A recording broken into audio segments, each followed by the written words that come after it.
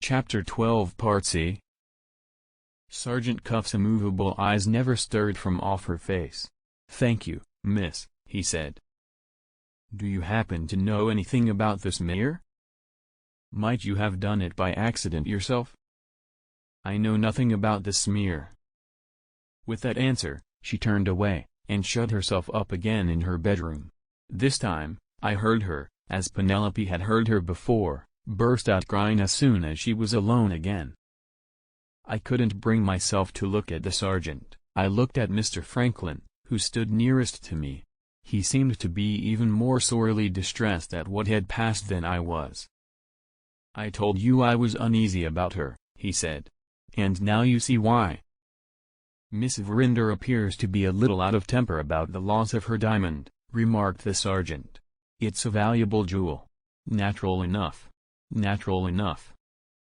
Here was the excuse that I had made for her, when she forgot herself before Superintendent Seagrave, on the previous day, being made for her over again, by a man who couldn't have had my interest in making it, for he was a perfect stranger.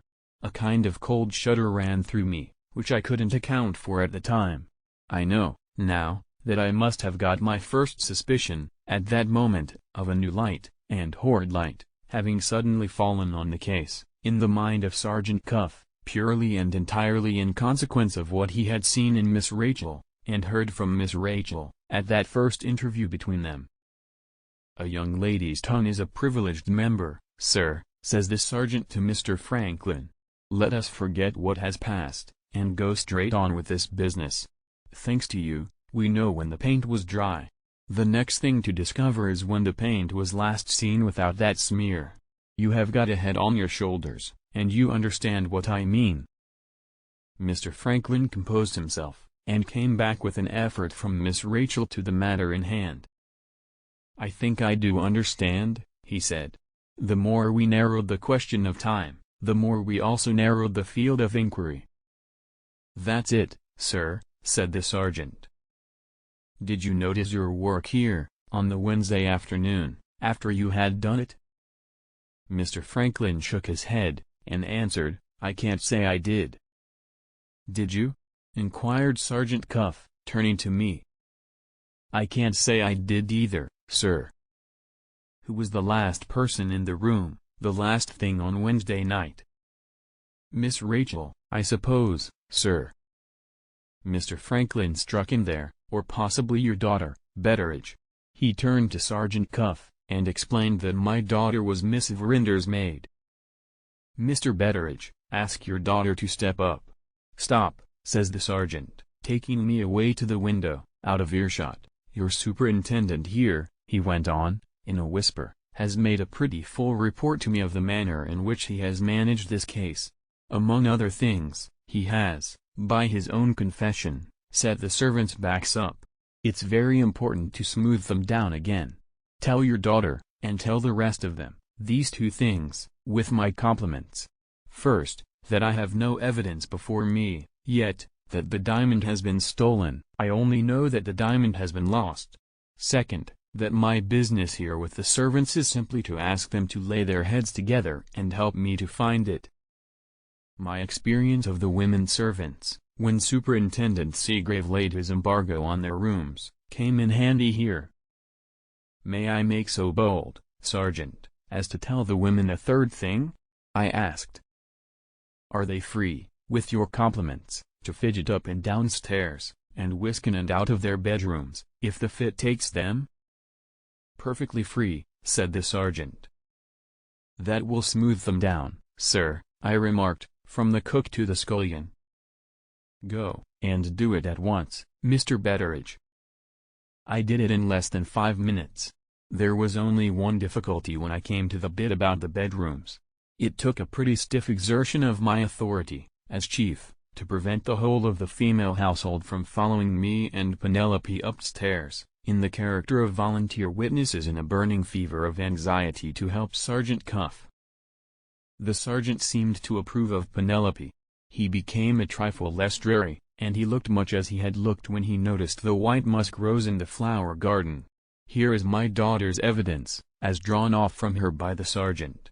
She gave it, I think, very prettily, but, there, she is my child all over, nothing of her mother in her, Lord bless you, nothing of her mother in her." Penelope examined, took a lively interest in the painting on the door, having hoped to mix the colors. Noticed the bit of work under the lock, because it was the last bit done. Had seen it, some hours afterwards, without a smear. Had left it, as late as 12 at night, without a smear.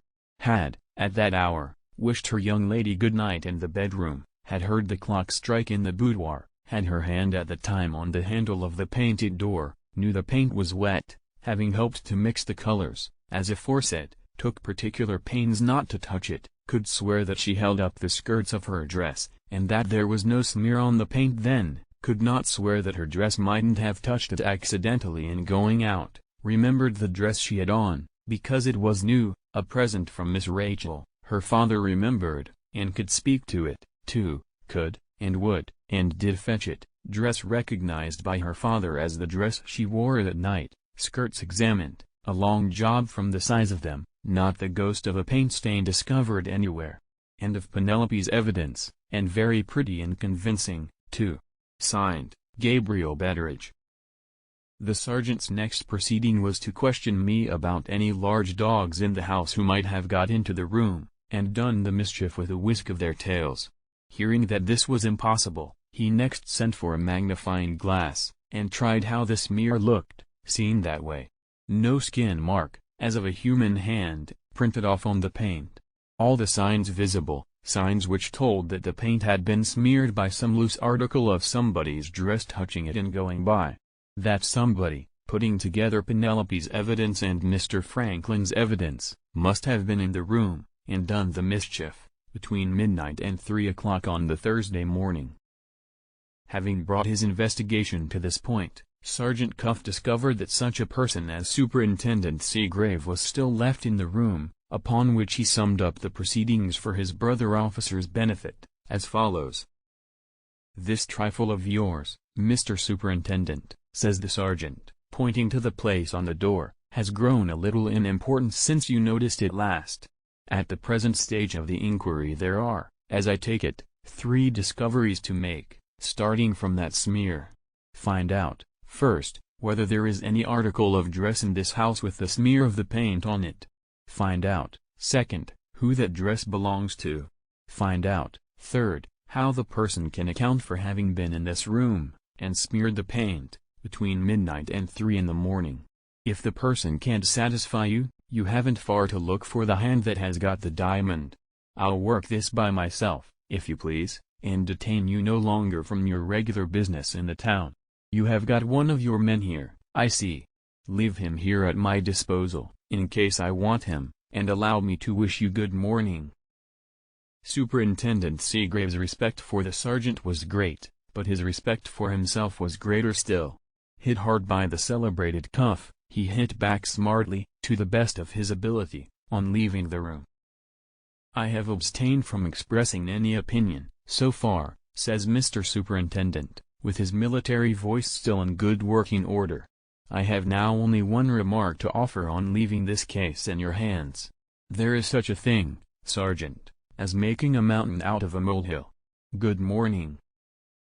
"There is also such a thing as making nothing out of a molehill, in consequence of your head being too high to see it."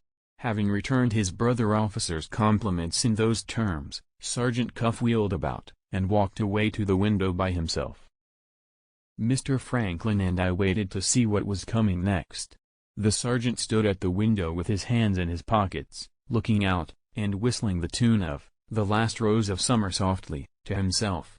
Later in the proceedings, I discovered that he only forgot his manner so far as to whistle, when his mind was hard at work, seeing its way inch by inch to its own private ends, on which occasions, "The Last Rose of Summer" evidently helped and encouraged him. I suppose it fitted in somehow with his character. It reminded him, you see, of his favorite roses, and, as he whistled it, it was the most melancholy tune going. Turning from the window, after a minute or two, the sergeant walked into the middle of the room, and stopped there, deep in thought, with his eyes on Miss Rachel's bedroom door. After a little he roused himself, nodded his head, as much as to say, "That will do," and, addressing me, asked for 10 minutes conversation with my mistress, at her ladyship's earliest convenience. Leaving the room with this message, I heard Mr. Franklin ask the sergeant a question, and stopped to hear the answer also at the threshold of the door. "Can you guess yet," inquired Mr. Franklin, "who has stolen the diamond?" "Nobody has stolen the diamond," answered Sergeant Cuff. We both started at that extraordinary view of the case, and both earnestly begged him to tell us what he meant. "Wait a little," said the sergeant. "The pieces of the puzzle are not all put together yet.